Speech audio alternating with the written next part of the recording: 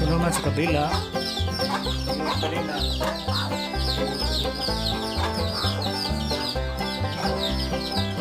Sa kabila naman,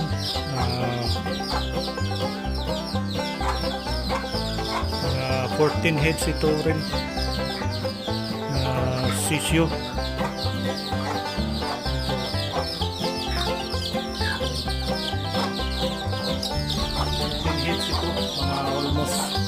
Mga 4 weeks ito, mag 1 month. By Monday mag 1 month na ito. Mga 14 heads.